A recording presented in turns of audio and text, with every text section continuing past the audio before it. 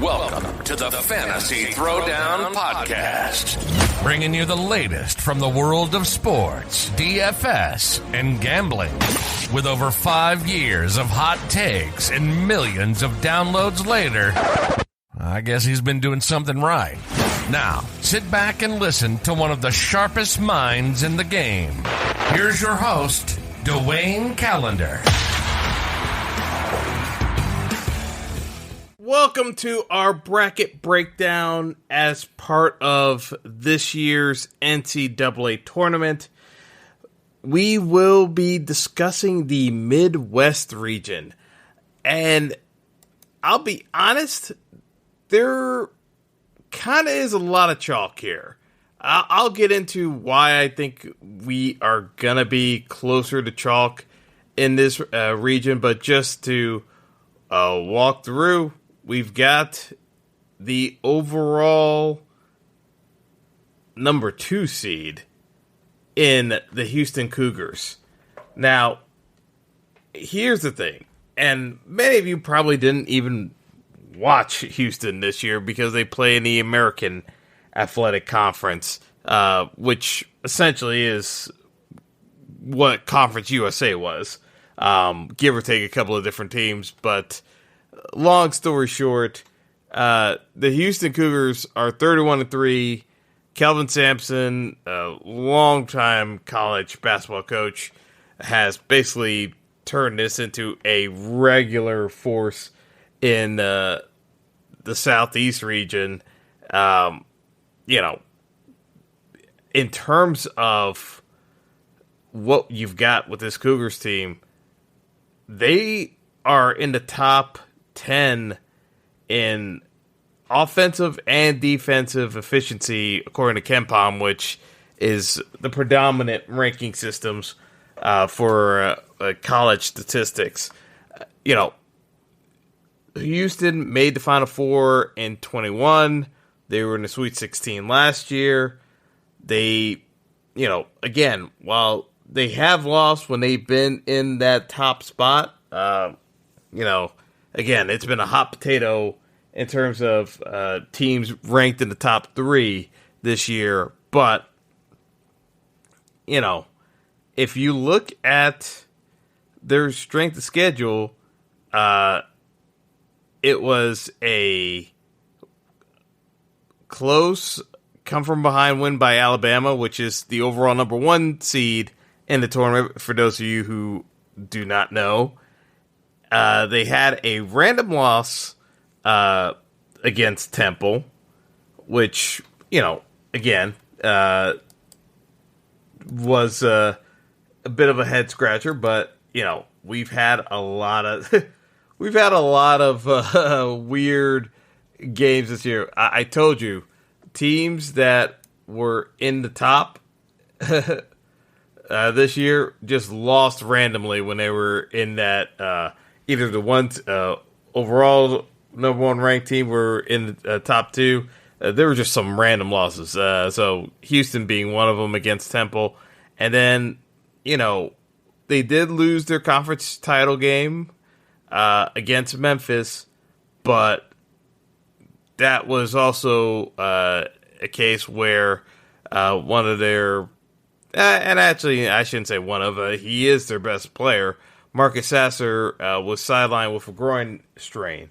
Now, Sasser's status, they're saying he should be ready for the tournament. We're going to go with that, but realistically, they're not going to need him for the first game, just in terms of what they're going to be matching up with against Northern Kentucky.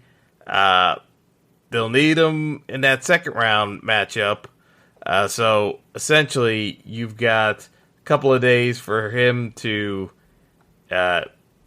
get somewhat healthy, because I still believe that when it comes right down to it, Houston,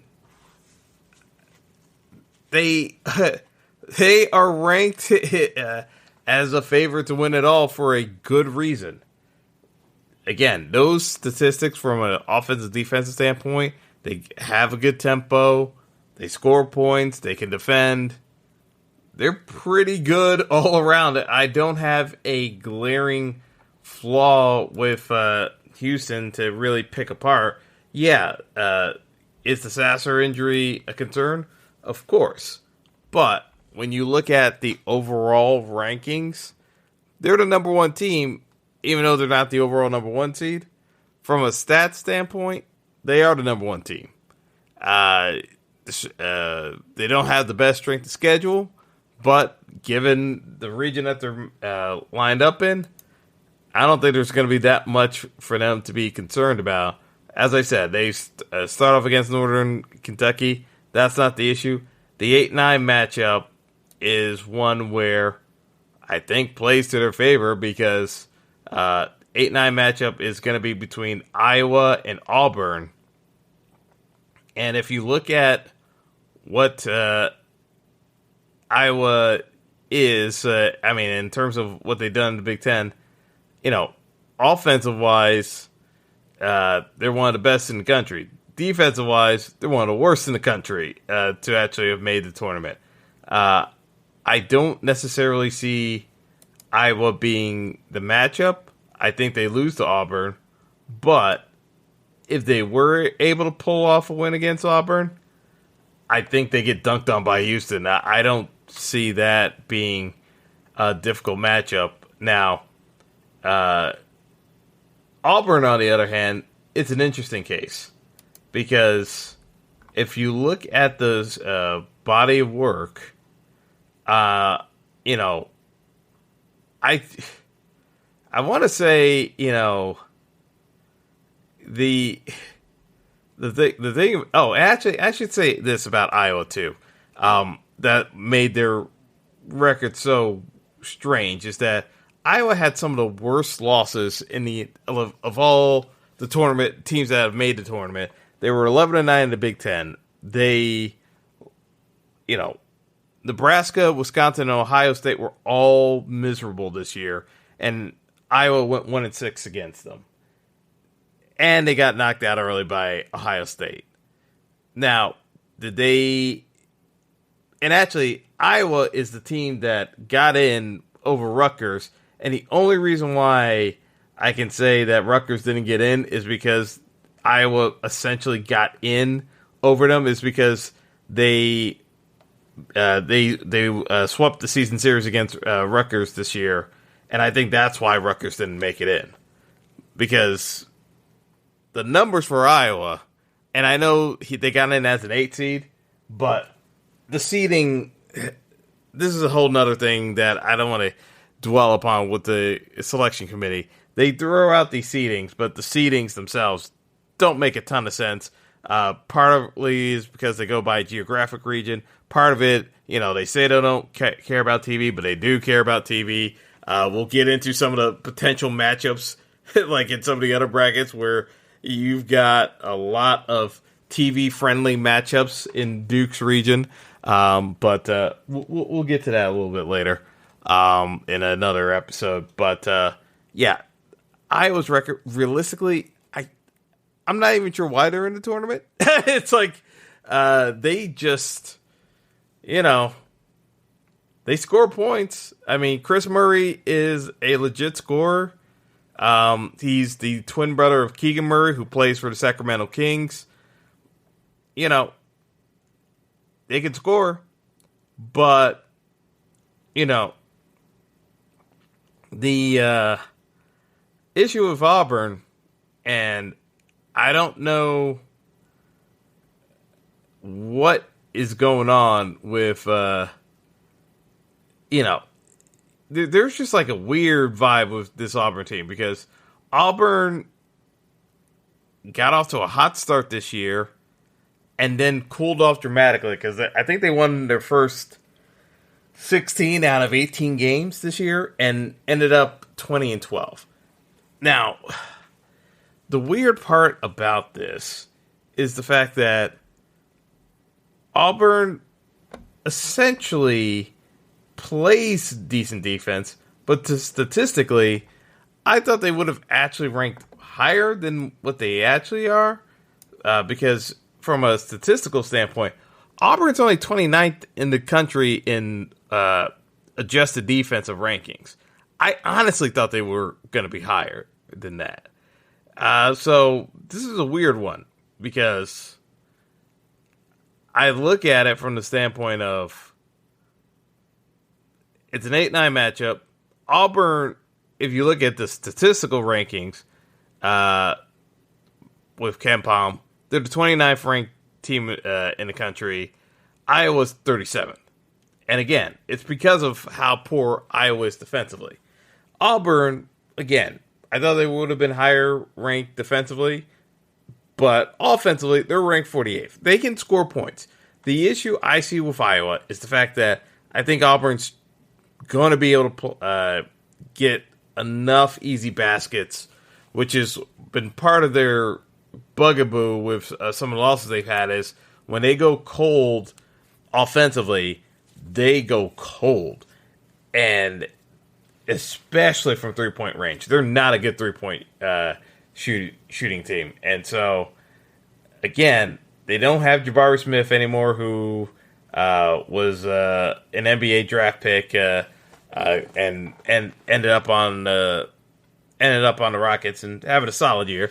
But, you know, it's a little weird. I don't love this Auburn team. That's why I kind of look at this 8-9 matchup, and I just say whoever Houston gets, they're going to win. I don't really have a ton of concern about Houston starting off this tournament. I think they get through the opening weekend, and I don't think it's necessarily much of a concern there. I'll be very surprised if Houston gets dropped early. You know, I know some people like calling for upsets early. I don't think Houston's the team you want to be playing that game against, because I definitely look at their chances. And again, this is kind of talking about the region itself. You've got Houston as the 1 seed. Next up, you got in that next half of the top of the draw, you got Miami against Drake. The ACC was bad this year, folks. And we'll talk about Duke eventually, but the ACC was bad. You know, Duke won the ACC championship, but Miami, you know, for all intents and purposes, was the best team in the ACC and won the regular season in the ACC with a 15-5 record. That's how they got into the tournament. You know, they are essentially the 12th best team or 13th best team in terms of offensive efficiency, but they actually aren't really good in terms of one single category. It's one of the weirder stats I've ever seen in terms of a tournament profile, where essentially Miami is ranked 12, but they don't actually have great numbers per se when you actually start looking into some of the details as to what they do particularly well. They're just not awful in any particular aspect of offense. So from field goal shooting, 3-point shooting, they're not bad, but they don't excel at anything in particular. And the other piece of it is, much like Iowa, they're one of the worst defensive teams in the league. And the funny thing is, Miami is actually ranked worse than Iowa. As I said, Iowa was 37th by the statistical measures. Miami was 40th. And I'll bring up Rutgers again because that is the biggest snub you have, because Rutgers was ranked 35th by the stats. Oklahoma State was ranked 38th. They were right there too, and could have slided into this region. I just look at it from the standpoint of Miami, not great defensively. They're not great from a tempo standpoint. They don't play particularly fast. They're not slow either, but they're not a great 3-point shooting team. They're not a great drive to the basket and get high percentage field goal type of team. They kind of rely on other teams to make mistakes. That's what has me concerned. Because in this opening round, they're going to be playing against Drake. And Drake essentially rolled through the Missouri Valley Conference. And the truth of the matter is Darren DeVries might be the best player in the game, if you can believe it. The weird part about Miami is that I don't see anyone that's necessarily a difference maker that is going to be, again, Isaiah Wong was the ACC Player of the Year, but, he was only averaging about 16 points a game. He's not a big-time scorer. He can hit some open three-pointers, and he's a decent free throw shooter, but he's not a shot volume guy. I worry about Miami here in his first matchup against Drake, and the sports books are kind of with me here because Miami's only favored by 2 points over the 12 seed in Drake. It's a weird scenario because, again, from the standpoint, Drake's about 44 in the country in terms of overall defensive efficiency. And they're not a great shooting team, which is why their offensive efficiency is just shy of 100th in the country. But the issue I kind of look at is that, they are not inefficient with the ball. They only average about 10 turnovers a game. And if you turn the ball over less than 14 times in an NCAA March Madness game, you're going to be in pretty good shape.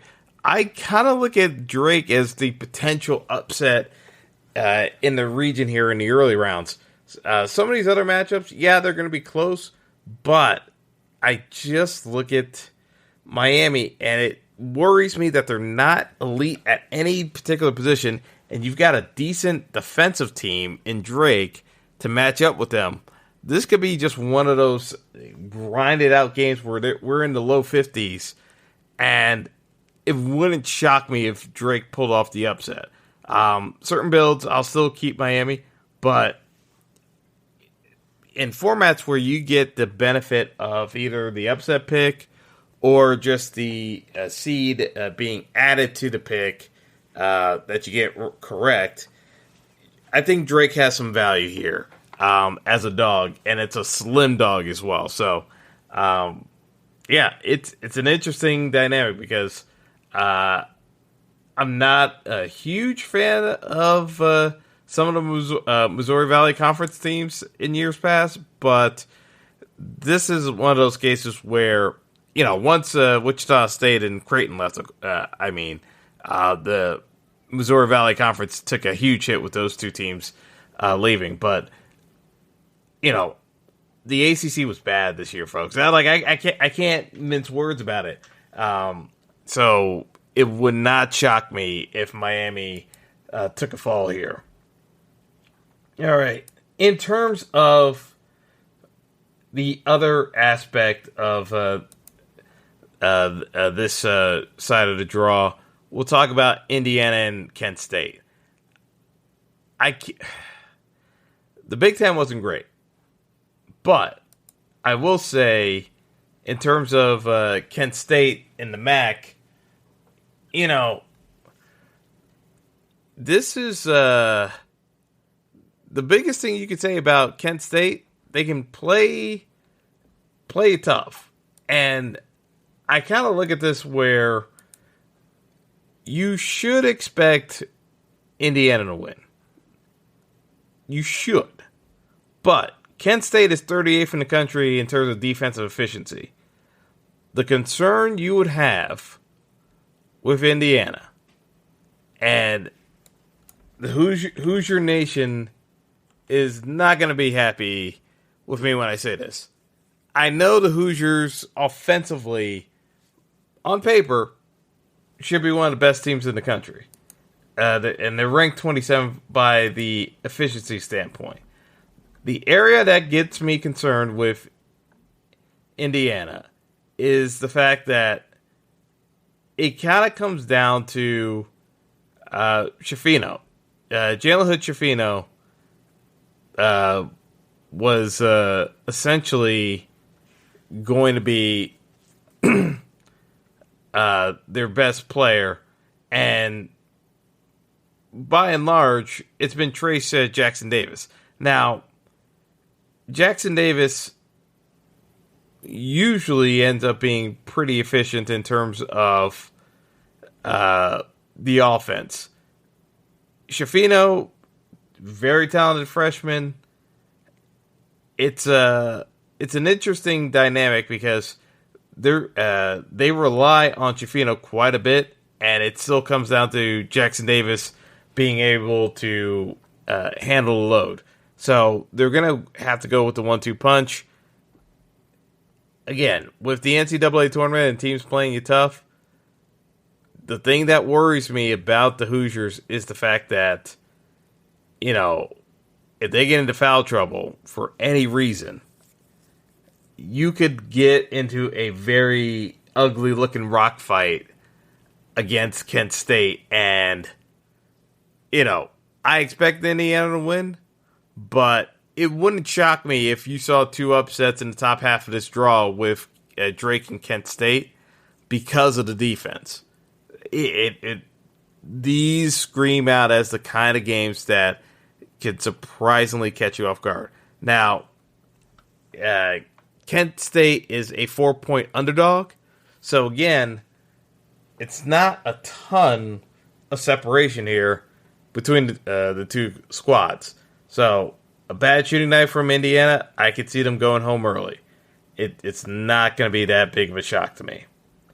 All right, so we'll take a quick break, but we'll get through the bottom half of the draw for the Midwest and kind of walk through how I see the Sweet 16 and Elite 8 matchups shaping up. Stay tuned.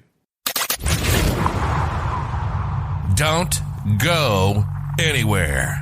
The Fantasy Throwdown Podcast will be right back after our sponsors pay the bills.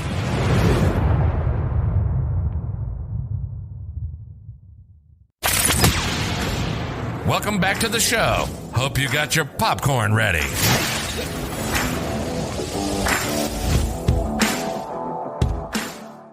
All right, guys, we are back talking the Midwest region. And in the bottom half of this draw, the only thing I really want to say from an overall standpoint, the NCAA does do some really stupid things at times with how they seed teams, and it gets blatantly obvious. But one of the most egregious examples I've seen in years is this seeding for Texas A&M. Texas A&M is the 7th seed in the Midwest. A&M is the 25th ranked. They were ranked 25th overall from a statistical measure.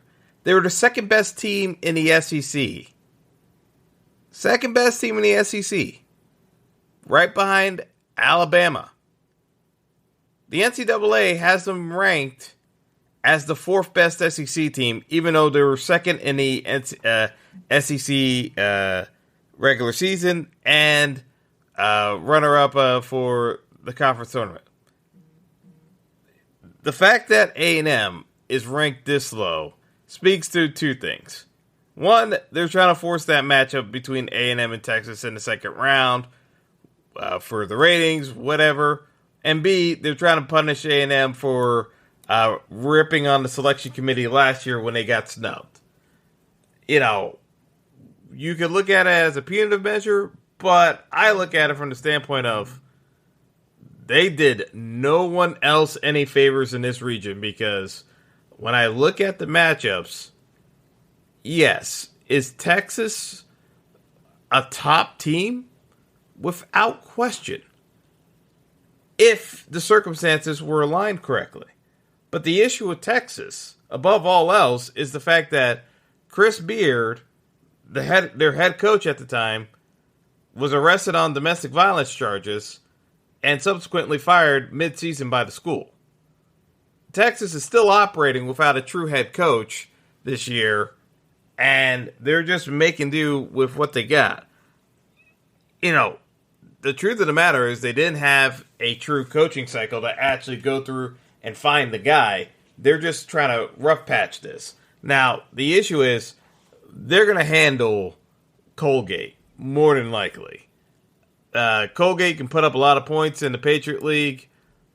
Different caliber of team that they're going up against in Texas. I mean, in terms of the Longhorns, this is one of the picks to win it all that, you know, again,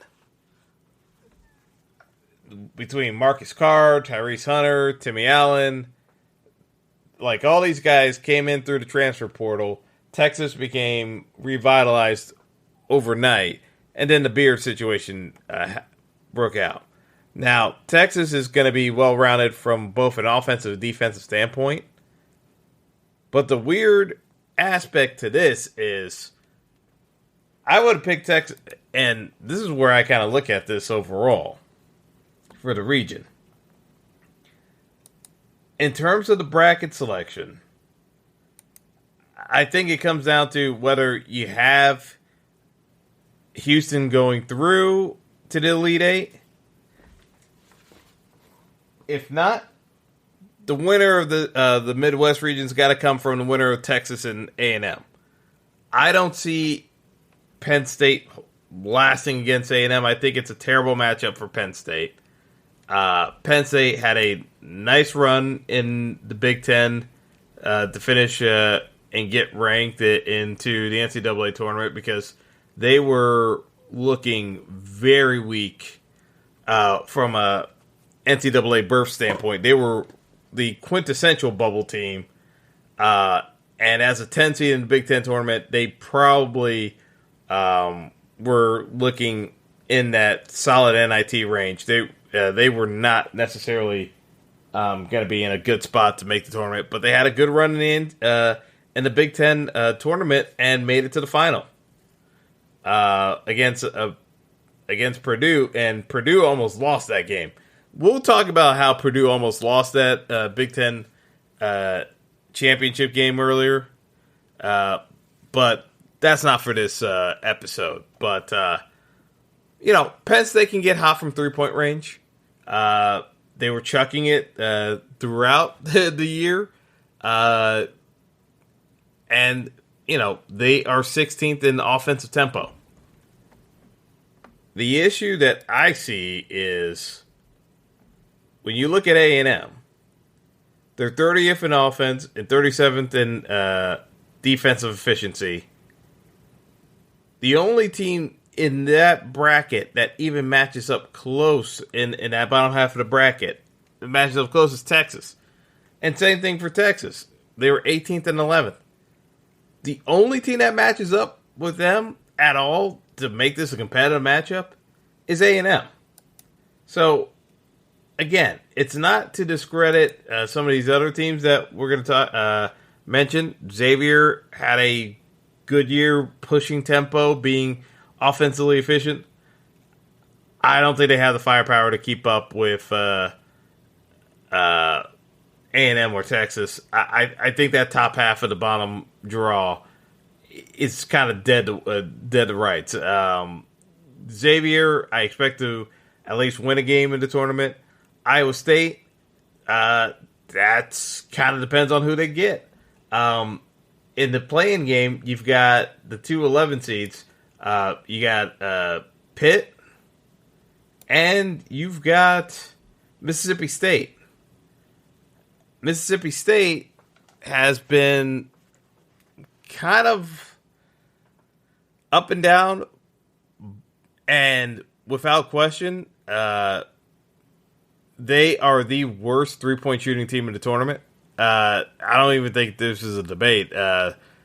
Mississippi State shoots less than 27% from three-point range, which is not what you want for an NCAA tournament team. That being said, I think Pitt massively overachieved this year with Jeff Capel. But again, Pitt, you would expect them to be able to recruit better, but they just did not have great talent this year. And Capel did a pretty good job coaching up that Pitt team because they were expected to finish dead last in the ACC. But, even though they went 14-6 in the ACC, I told you guys, I thought the ACC was not good this year. So this Pitt team, I consider to be decidedly mediocre. So even with the flaws of Mississippi State not being able to shoot from beyond the arc, I still think they win the playing game. The awkward part about this is it sets up a dynamic where Mississippi State gets a game in, gets into a little bit of rhythm. Iowa State, they play slow. They are so slow. In terms of tempo, I forgot where did we have Iowa State ranked? It was one of the worst tempo teams. Yeah, they are 326th in the nation in tempo. I want to say this again.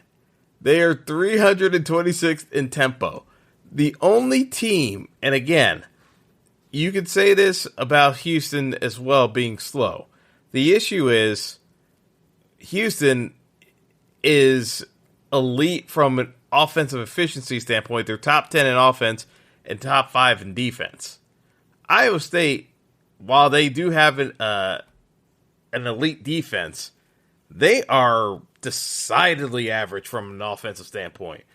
I worry about Iowa State losing a rock fight if they match up against Mississippi State. Now, if they get Pitt, I think they ragdoll Pitt because I can't see Pitt playing one physical matchup against Mississippi State and then going into yet another physical matchup against against Iowa State in less than 3 days. To me, I just think that is calling on a lot for a Pitt squad that doesn't have a ton of depth.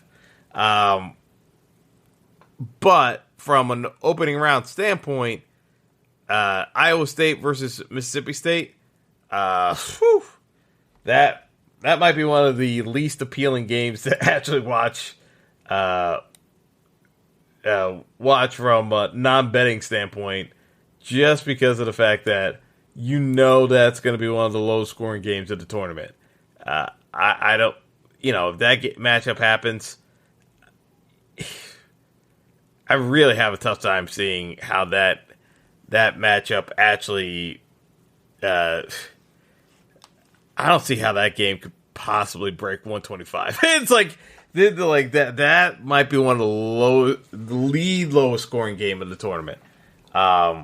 Yeah, definite rock fight there.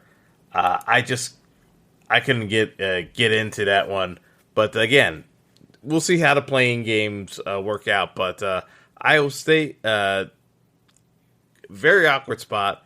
But the winner of, again, even if it's Pitt, I think they get overmatched by Xavier. Iowa State, tempo too slow. Mississippi State can't shoot. I think it's Xavier and Texas A&M or Texas in that Sweet 16 matchup. The tough part about this is I like A&M and I like Texas. The NCAA screwed both of these squads, and Texas didn't. I mean, the players didn't deserve it. It's their coach that screwed up. Whereas on the other hand, yeah, they're trying to punish A&M for ripping on the selection committee last year publicly. It just looks very petty. So you're going to lose potential foil for upsetting brackets in other regions because they jammed in Texas and A&M in the bottom half of this Midwest region when they easily could have found other slots for them to go to. Now, again, I think it's going to be Houston, the Elite Eight. I don't see much of a matchup that gives them trouble. But the other half of that Elite Eight draw, to to me, it just comes down to Texas or A&M. And again, that's one of those you have to kind of think about your tournament pool because of the fact that depending on who's the more popular pick, and it might just end up being A&M if the general public catches on that A&M seed is way too low. You might just get a bunch of folks picking the upset. You might have a leverage play by taking Texas. So it's a very delicate balance there, but I think your Elite Eight matchup is Houston versus Texas or Texas A&M, and I still like Houston to move on to the Final Four for the Midwest region. Again, been a top team all year long, good coach, experience in some of the key positions in the backcourt for Houston. I just look at that squad and say they have potential to win it all, and it makes sense.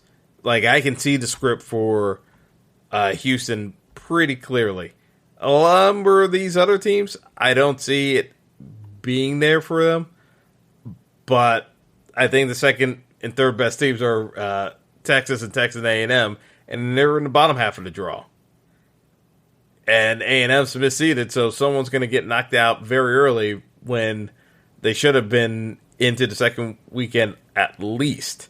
So we'll see how the Midwest shapes up.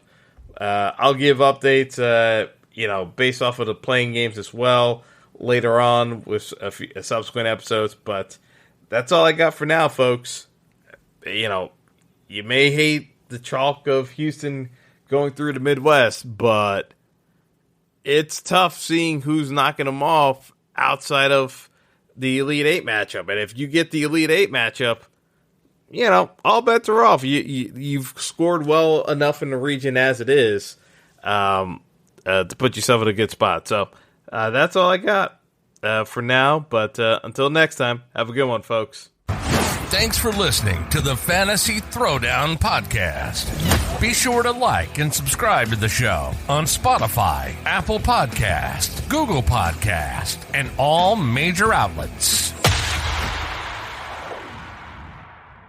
With one of the best savings rates in America, banking with Capital One is the easiest decision in the history of decisions. Even easier than choosing Slash to be in your band.